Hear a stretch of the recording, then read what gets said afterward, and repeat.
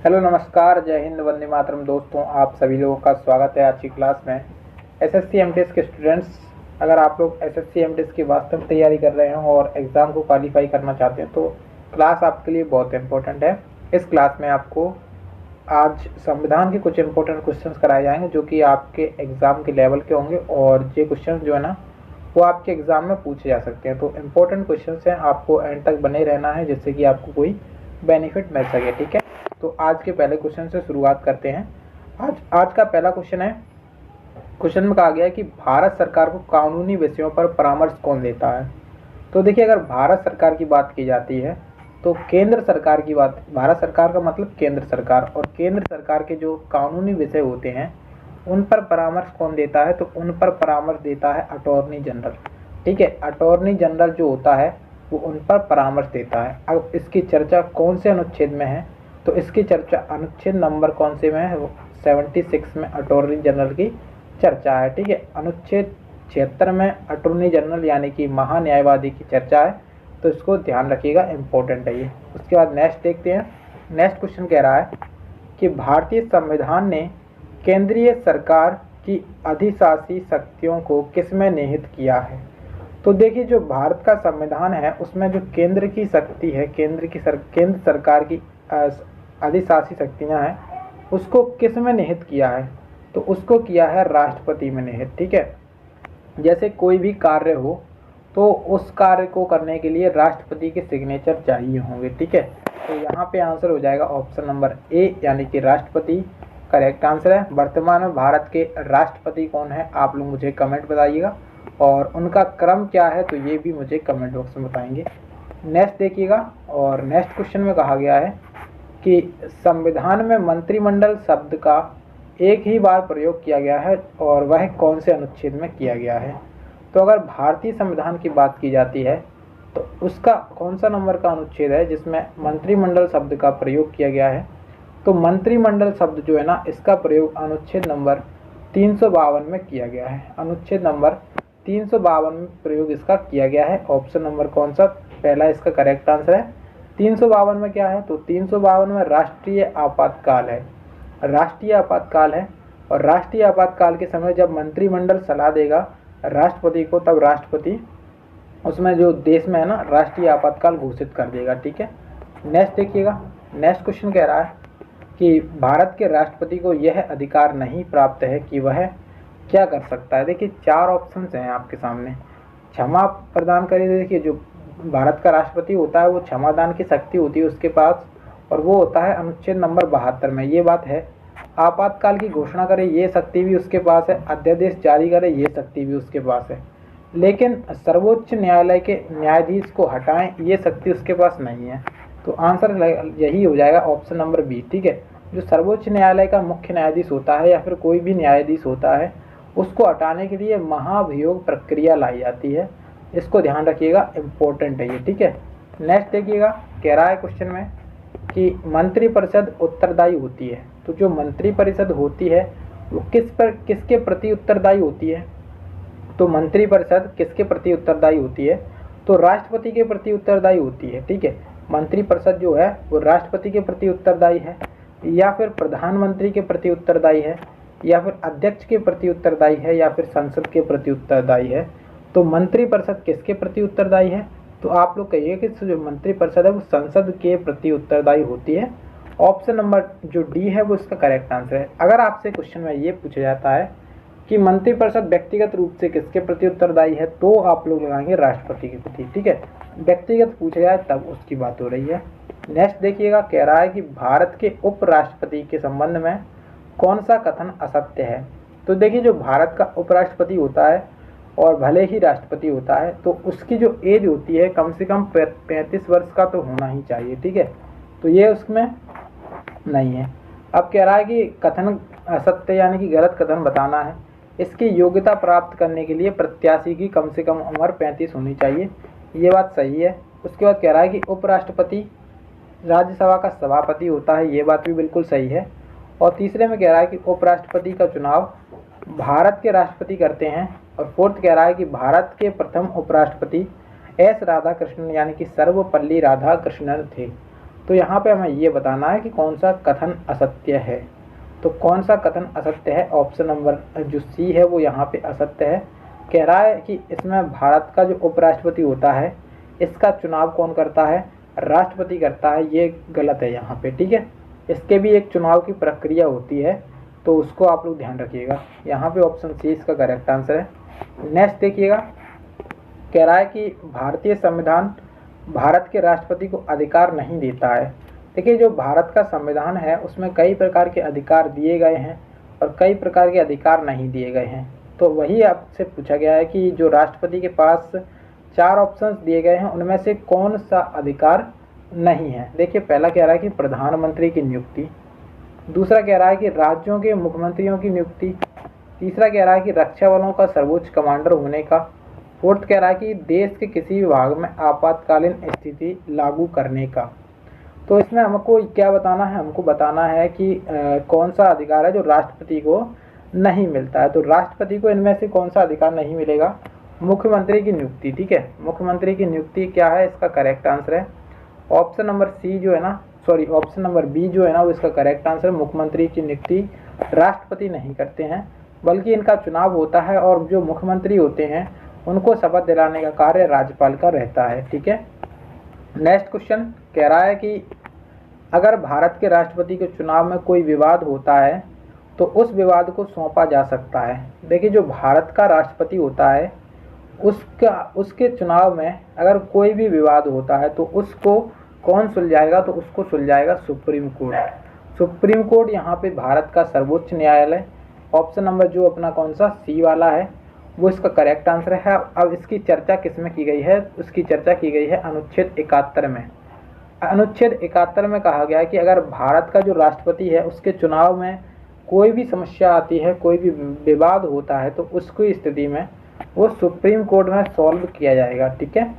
Next देखिएगा, कह रहा है कि भारतवर्ष के रक्षा बल के सुप्रीम कमांडर कौन होते हैं?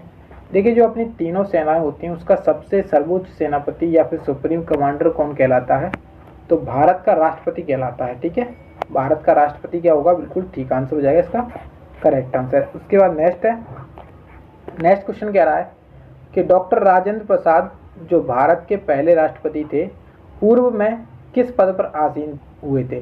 देखिए, राजेंद्र प्रसाद की बात की गई है और भारत के पहले राष्ट्रपति भी रह चुके हैं। अब क्वेश्चन में ये पूछा गया है कि जो राष्ट्रपति रहे थे उससे पहले वे कौन से पद पर थे? तो वो कौन से पद पर थे हमें ये बताना है। तो आप लोग आंसर लगाइएगा यहाँ पे क्वेश्चन का ऑप्शन नंबर बी, और बी में कहा गया है कि पटना नगर पालिका के चेयरमैन। तो पटना नगर पालिका के चेयरमैन रह चुके थे ये, तो आंसर इसका हो जाएगा ऑप्शन नंबर बी, ठीक है। तो यहाँ पे करेक्ट आंसर है option number B. Question important है ये, ठीक है। उसके बाद देखिएगा नेक्स्ट क्वेश्चन को।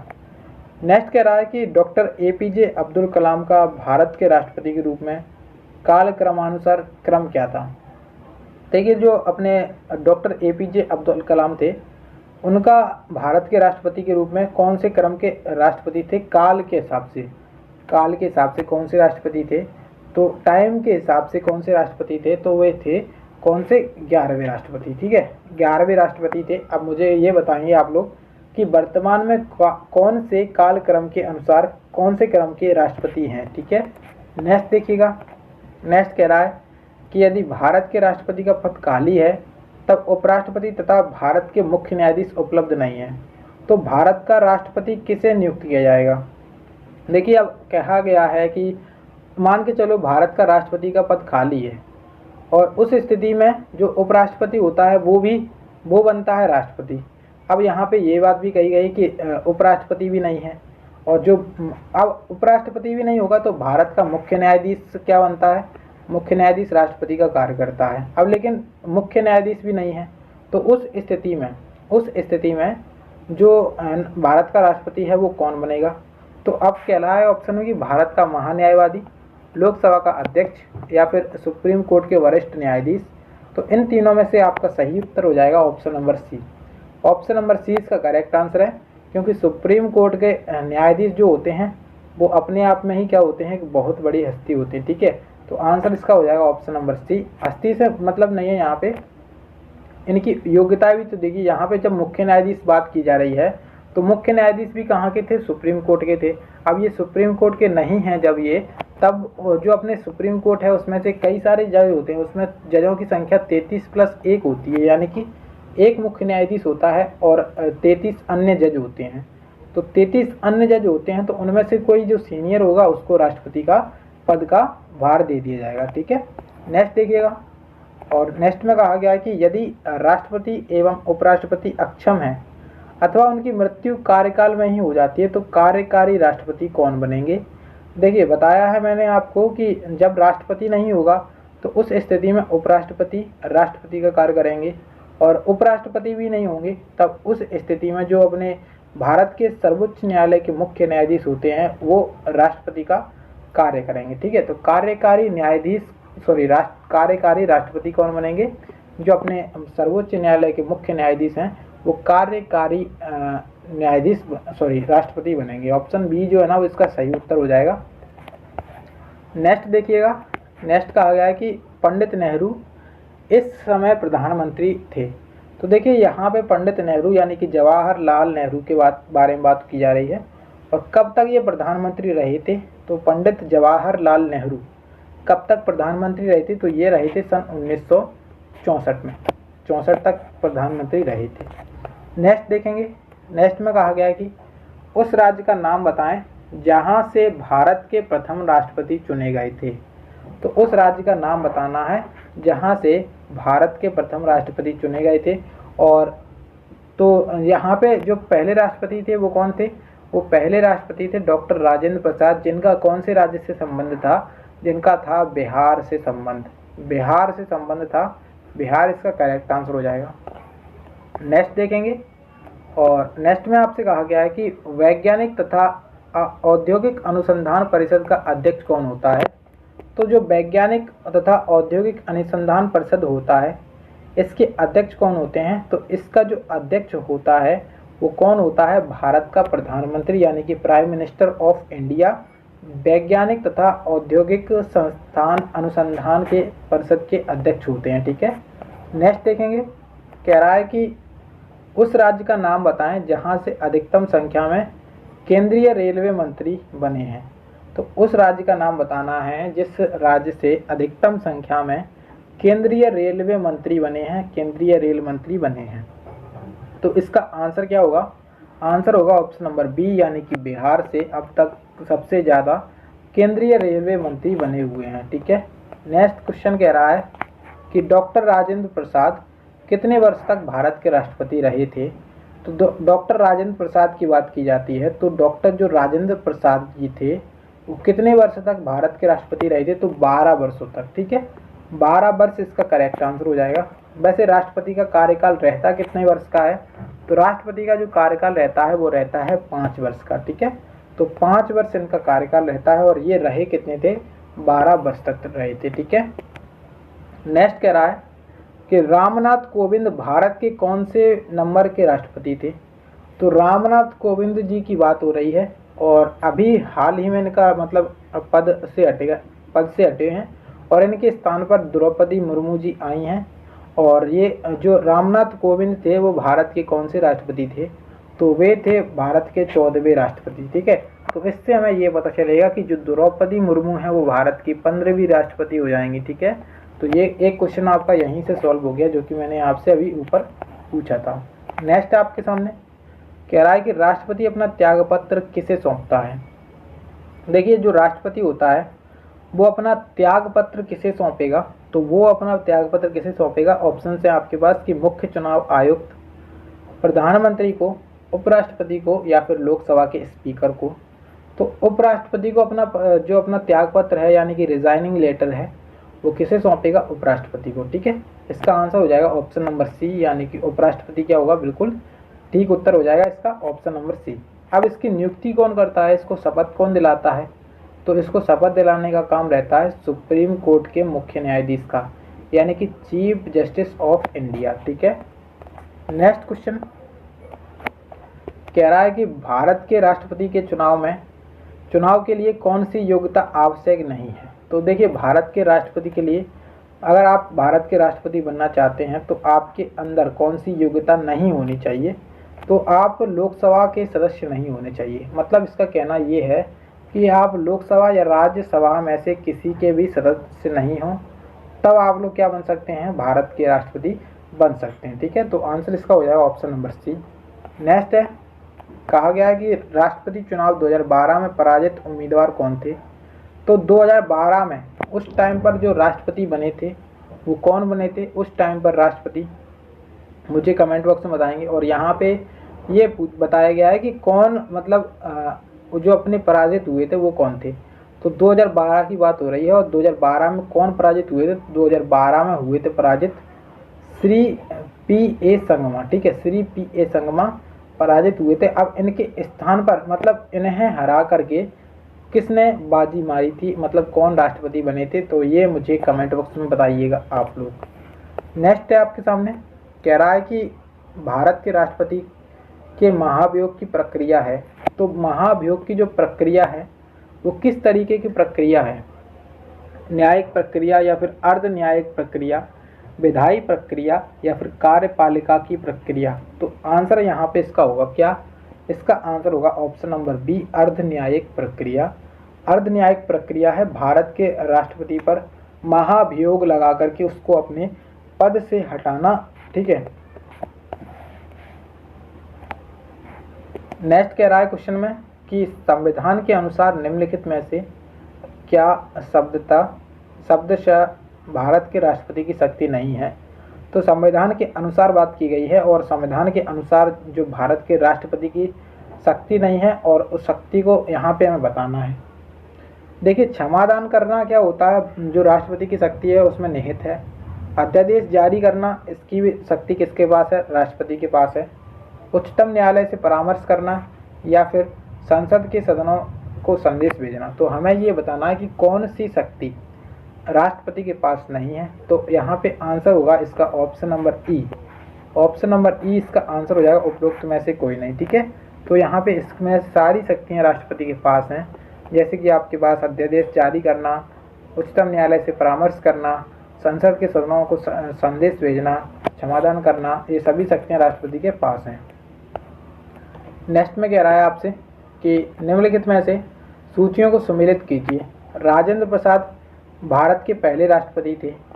राजेंद्र प्रसाद भारत के पहले राष्ट्रपति थे, और ये 2 कार्यकाल के लिए निर्वाचित किए गए थे। मतलब इसका तो आंसर लगाएंगे और यहाँ पे ये वाला। उसके बाद जाकिर हुसैन क्या थे, जो जाकिर हुसैन थे, अभी रुकिएगा, थोड़ा वेट करिएगा। ठीक है, आंसर यहाँ पे क्या होगा इसका क्वेश्चन की तरफ, राजेंद्र प्रसाद, जाकिर हुसैन, वीवी गिरी, और चौथा दिया गया है नीलम संजीव रेड्डी। तो इसके अगर आंसर की बात की जाती है तो यहाँ पर जो आंसर होगा क्वेश्चन का, थोड़ा सा मैं इसको जूम करके दिखाता हूँ। हाँ, अब देखिए, एक तरफ आपके सामने भारत के राष्ट्रपति हैं, दूसरे तरफ आपके सामने उनके चुनाव का विवरण है। ऐसे ही तरीके से क्वेश्चन आएगा आपके एग्जाम में। तो इसके आंसर की बात की जाती है, ऑप्शन ए इसका करेक्ट आंसर है। अब आंसर पे ध्यान देंगे तो कह रहा है कि राजेंद्र प्रसाद। तो राजेंद्र प्रसाद 2 बार के लिए चुने गए थे। ठीक है, 2 बार के लिए इनको चुना गया था। अभी मैंने बताया कि उन्होंने 12 साल तक क्या किया था, 12 साल तक अपने पद पे रहे थे। उसके बाद जाकिर हुसैन की बात की जाती है। तो जाकिर हुसैन जो थे उनकी मृत्यु हो गई थी अपने पद के दौरान, मतलब जब राष्ट्रपति थे तब इसी टाइम पर इनकी मृत्यु हो गई थी। उसके बाद वीवी गिरी। तो वीवी गिरी क्या हुए थे, वीवी गिरी यहाँ पे द्वितीय वरीयता की मतगणना पर, वीवी गिरी मतलब द्वितीय वरीयता की मतगणना पर आए थे। और फोर्थ है कि नीलम संजीव रेड्डी मतलब निर्विरोध निर्वाचित हुए थे। तो ऑप्शन ए इसका करेक्ट आंसर हो जाएगा। ध्यान से देख लीजिएगा क्वेश्चन को। नेक्स्ट देखिएगा क्वेश्चन। नेक्स्ट में आपसे कहा गया है कि भारत सरकार की पदानुक्रम सारणी में भारत के मुख्य न्यायाधीश के ऊपर कौन आता है या फिर आते हैं। तो देखिए, जो भारत की सरकार की पदानुक्रम सारणी है उसमें भारत का जो मुख्य न्यायाधीश है, यानी कि चीफ जस्टिस ऑफ इंडिया है, सुप्रीम कोर्ट का मुख्य न्यायाधीश है, उससे ऊपर कौन आता है। तो उससे ऊपर कौन आता है, तो उससे ऊपर आता है भूतपूर्व राष्ट्रपति। ठीक है, ऑप्शन बी इसका करेक्ट आंसर है। नेक्स्ट क्वेश्चन, भारत के उपराष्ट्रपति का चुनाव किस तरीके से होता है? तो देखिए, जो भारत का राष्ट्रपति होता है, उपराष्ट्रपति के बारे में बात की जा रही है। तो उपराष्ट्रपति का जो चुनाव होता है वो कैसे होता है? लोकसभा और राज्यसभा के सांसदों द्वारा सीधे चुनाव से। ऑप्शन डी जो है ना वो इसका करेक्ट आंसर हो जाएगा। ऑप्शन नंबर डी इसका क्या हो जाएगा? बिल्कुल ठीक आंसर है। नेक्स्ट है कि राज्यसभा का सभापति कौन होता है? तो जो राज्यसभा का सभापति होता है वो होता है उपराष्ट्रपति। उपराष्ट्रपति राज्यसभा का क्या होता है? सभापति होता है। Option number B correct answer है। अब ये किस अनुच्छेद के तहत होता है तो ये आप लोग मुझे कमेंट बॉक्स में बता सकते हैं। नेक्स्ट क्वेश्चन जो कि आज का लास्ट क्वेश्चन है, कह रहा है कि उपराष्ट्रपति को पद से हटाने संबंधी प्रस्ताव प्रस्तुत किया जा सकता है। देखिए, जो उपराष्ट्रपति होता है अगर उसको पद से हटाना है, उसके पद से हटाना है तो उसको जो अपना प्रस्ताव है उसको हटाने की प्रक्रिया का प्रस्ताव सबसे पहले किस सदन में रखा जाएगा? तो सबसे पहले वो राज्यसभा में रखा जाएगा, क्योंकि जो उपराष्ट्रपति होता है वो राज्यसभा का ही क्या होता है? पदेन सभापति होता है। तो राज्यसभा वाले ही इसको हटाने की प्रक्रिया को शुरुआत कर सकते हैं। ठीक है, तो पहले राज्यसभा से पास होकर के लोकसभा में जाएगा, उसके बाद राष्ट्रपति के पास जाएगा, तब राष्ट्रपति इस पर सिग्नेचर करेंगे और राष्ट्रपति अपने पद से हट जाएंगे। ठीक है, तो आंसर इसका हो जाएगा ऑप्शन नंबर सी यानी कि राज्यसभा। ठीक है, तो यहाँ पे आज के क्वेश्चन समाप्त हो चुके हैं। उम्मीद है कि आप सभी लोगों ने अभी तक वीडियो को देखा होगा, और वीडियो अगर आपको पसंद आई है तो वीडियो को एक लाइक करिएगा। इसी प्रकार की वीडियोस के लिए आप लोग चैनल को सब्सक्राइब कर दीजिएगा। ऑल द बेस्ट आपके एग्ज़ाम के लिए।